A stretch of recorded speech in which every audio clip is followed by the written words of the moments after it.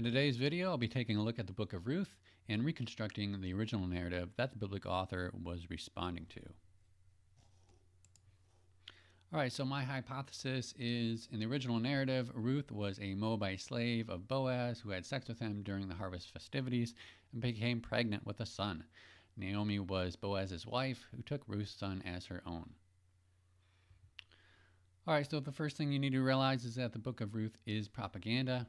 So the biblical author was taking elements from an oral tradition about Ruth and then putting them into a new context in order to change the narrative.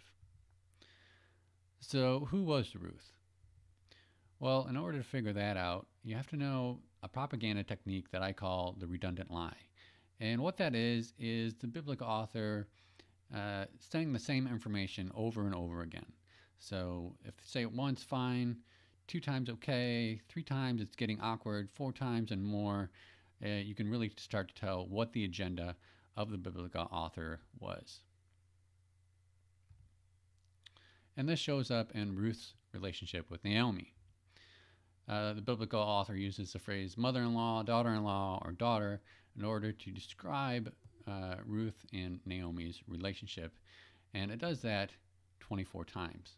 So from a propaganda point of view, if it's saying that many times, then that wasn't the case. So if Ruth wasn't Naomi's daughter-in-law, then who was she? Well, we get a clue in Ruth 2:13. Then she said, this is Ruth to Boaz, I have found favor in your sight, my lord, for you have comforted me and indeed have spoken kindly to your servant, though I am not like one of your female servants. Now this is what I refer to as a narrative glitch. It's not really necessary for the biblical author to clarify that Ruth is not like one of his other female servants, right? But in the original narrative, she was a female servant or a female slave.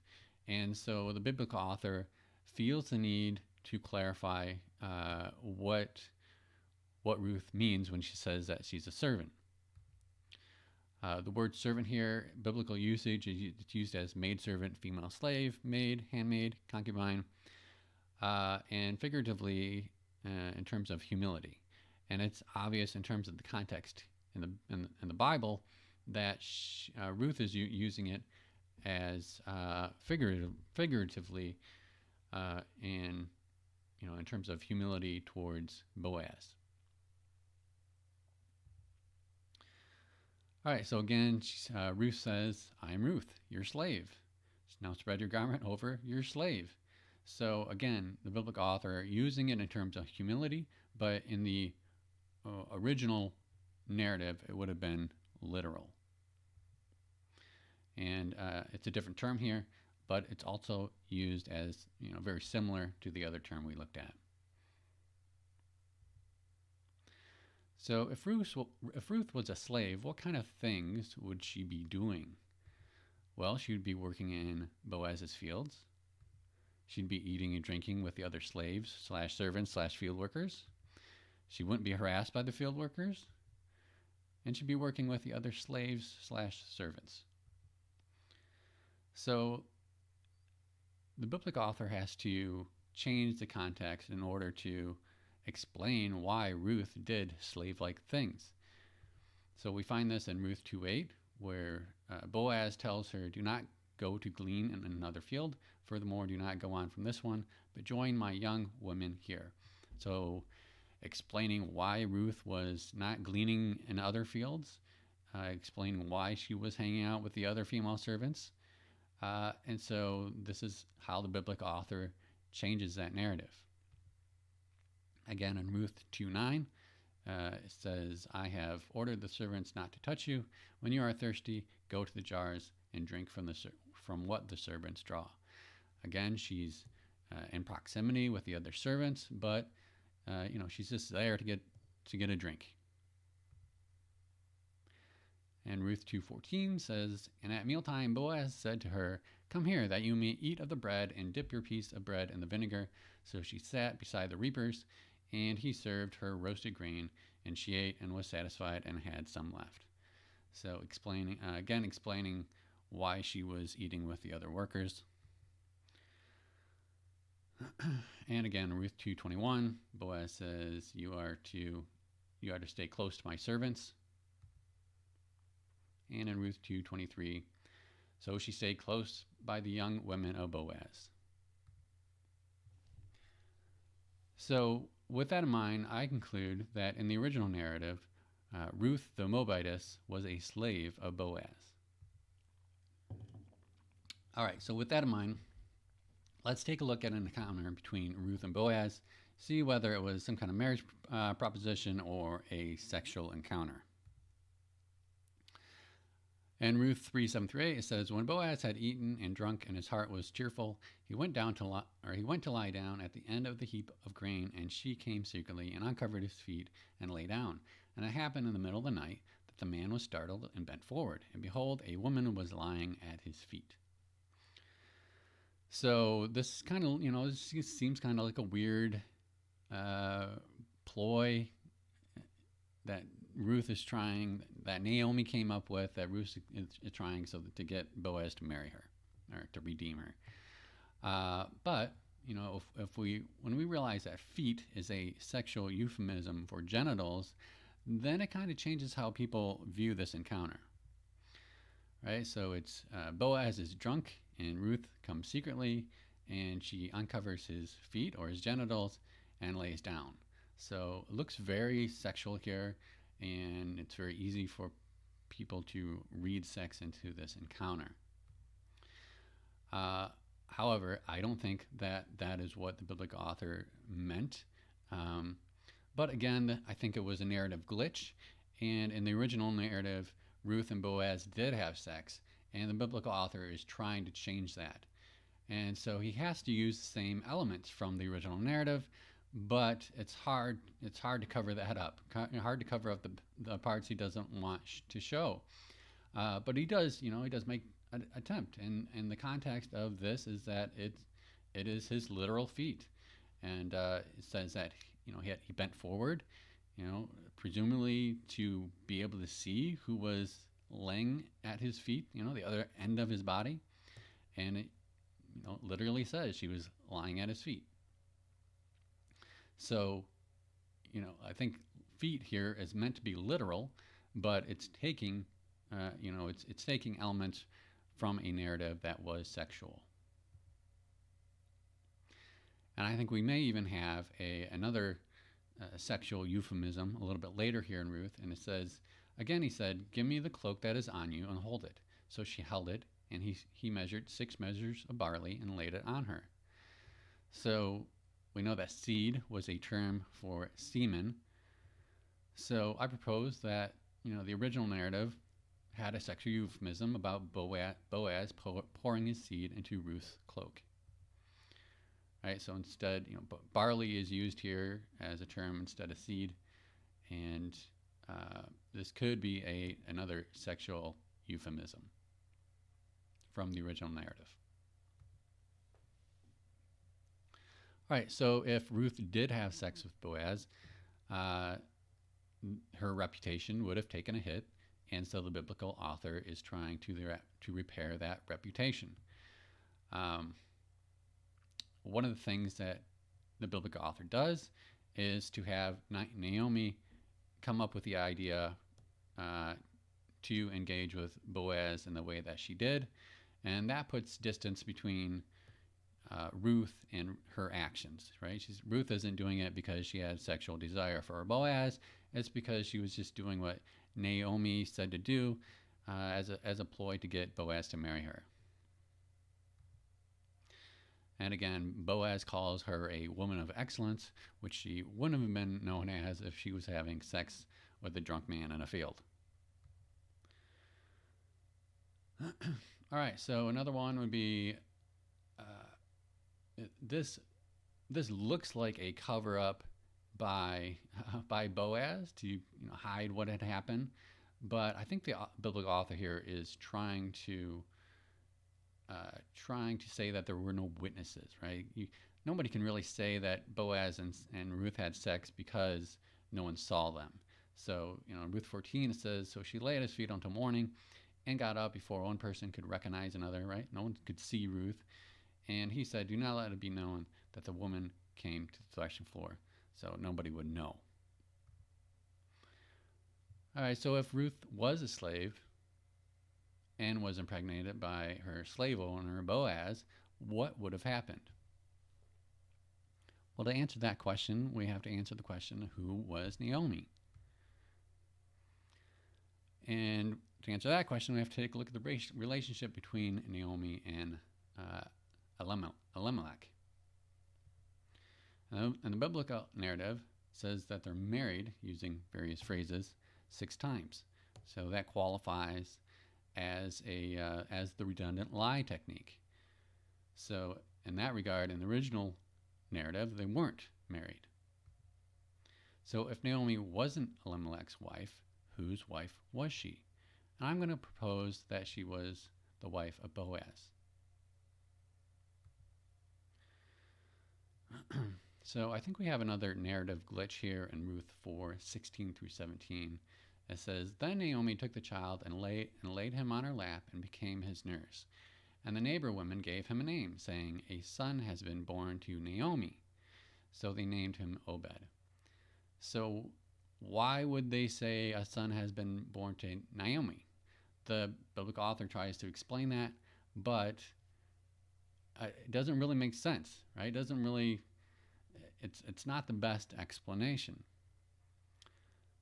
But if we know the story of Rachel and Leah, we can kind of figure out what was in the original narrative and why it was said that it was Naomi's son. So if we take a look at Rachel and Leah, the same terms, the same words used for servant and slave in regards to Ruth is also used to refer to the slaves of Rachel and Leah. So Rachel gives Jacob her female slave to have a son, and that son is considered Rachel's. And Leah gives Jacob one of her slaves to have sex with, and the sons from that is considered to be Leah's. And so I think we have the same situation here, where since Ruth was a slave, then the son would be considered Naomi's. And the biblical author is trying to respond to that comparison to Rachel and Leah. And in Ruth 4:11, it says, may the Lord make the woman who is coming into your home like Rachel and Leah, both of whom built the house of Israel. So, changing that comparison to Rachel and Leah, not because they had sons through their slaves, but because they would build up the houses that they were in.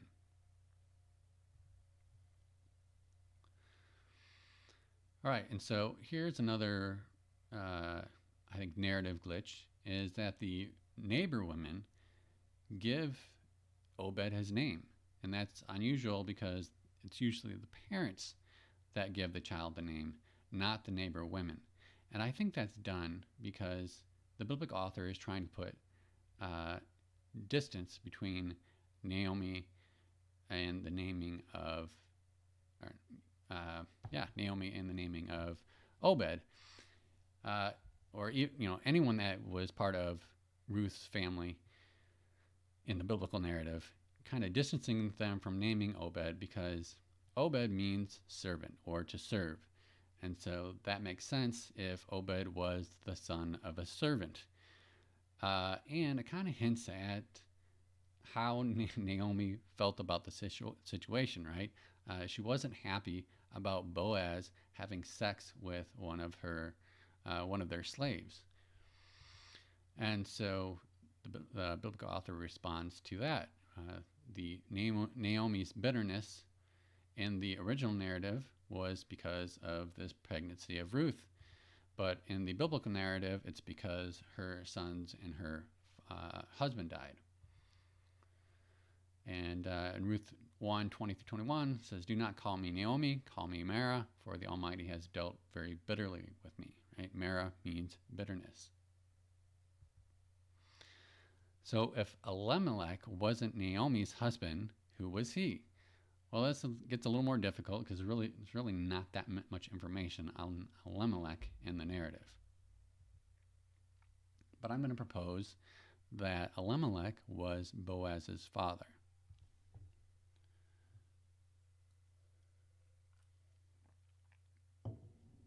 So, do we have any evidence that Elimelech was Boaz's father?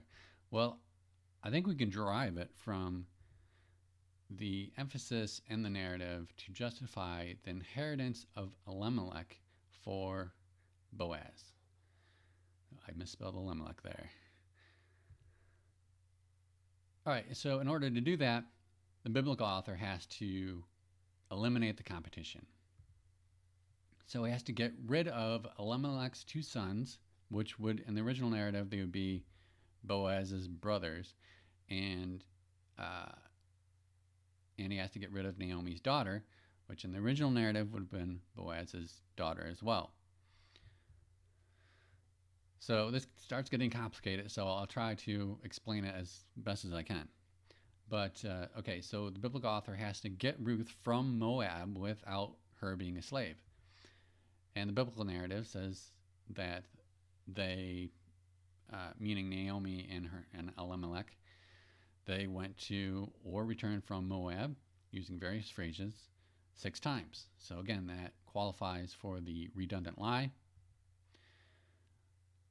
And then the biblical author kills off the 2 sons and husband. So there's no claim to Elimelech's inheritance in regards to them. And then I think there's another narrative glitch in Ruth 1:8. It says, "But Naomi said to her 2 daughters-in-law, 'Go, return each of you to your mother's house.'" Now this is kind of weird because in a patriarchal society, it typically would say something like, "Go to your father's house." But I think this is a narrative glitch because in the original narrative, Orpah, or the other daughter-in-law, was actually Naomi's daughter and also Boaz's daughter. So she needed to be eliminated, gotten out of the picture, and so they do that by leaving her in Moab. So, and then they make sure that there's no more future competition by saying that Naomi is too old to have any more sons. All right, so eliminating the competition, get rid of Elimelech's 2 sons, which is also Boaz's brothers, and Naomi's daughter, which is also Boaz's daughter. We can check that off.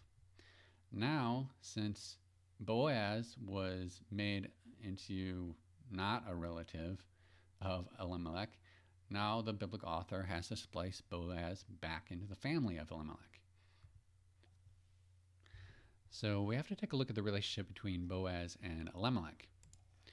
And the biblical narrative says that Boaz is a relative / redeemer of Elimelech using various phrases 8 times. So again, qualifies as a redundant lie.